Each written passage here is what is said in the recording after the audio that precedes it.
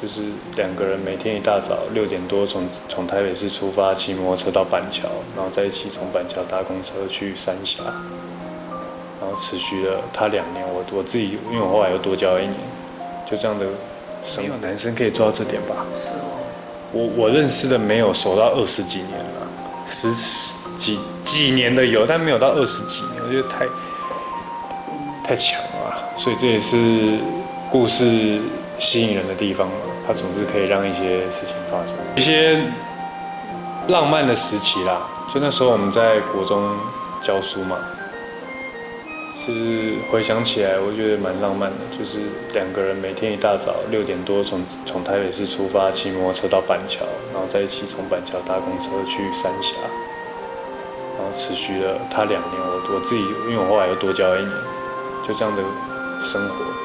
因为以前都是看到那种外公载外婆去田里啊，然后我在骑的当下，我觉得哇，现在变成我在做我外公外婆的事情，然后载着你的女朋友一起去上课，然后这样的路程这么远。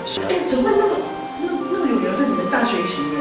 然后教。因为那时候刚好有一个学姐，她在那边当表演艺术老师实习，然后刚好因为她实习马上离开，等于说会有一个表演艺术老师的缺。刚好学校有体育老师的缺，然后就问我们要不要。对。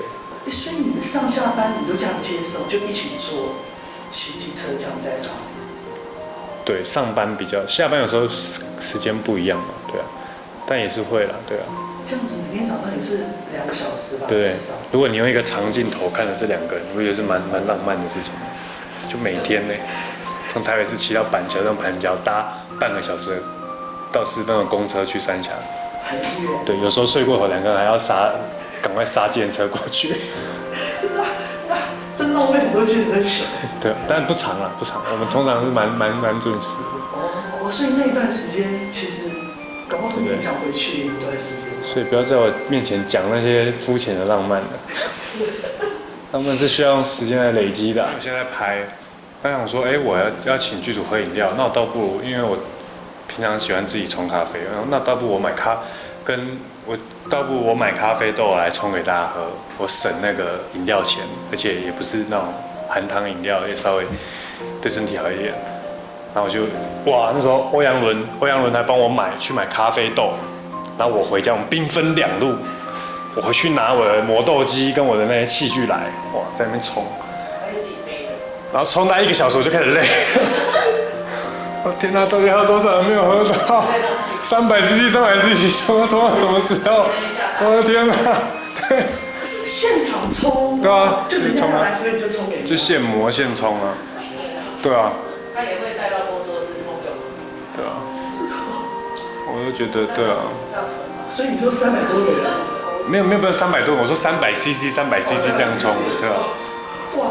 对啊，300cc 才可以倒成2杯嘛？那你等于说你要冲几次？剧组如果40个人的话，对吧？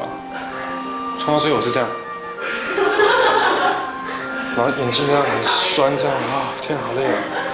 天哪，好险我没有去妄想着自己要去当什么咖啡师，反正性格成分，因为我喜欢观察。那通常你在路上最容易看到的就是可能这些类型的人吧，边缘人，一定是啊。你在，比如说，但我跟我剧情里面角色无关，比如你在台北车站那附近，你就会看到很多人坐在那边，然后我就会想，他们经历了什么，他们来到了这里，为什么选择坐在这边，而不是去找个工作？我会去帮他们脑补很多剧情啦。对，可能因为我比较幸运，我可以一直演到不一样的角色，然后他们愿意来找我演了。对他们来说，他们也是一个大胆的决定，所以我很幸运的可以拿到这些不一样的类型角色，所以才有办法呈现这些面相给大家看。是我学校老师教的好吧？对了。真的吗？那么谦虚？没有谦虚，因为我觉得就是我只是很如实的按照剧本的给我的感觉，然后把它呈现出来而已。所以我真的是很幸运可以遇到不同的角色来找。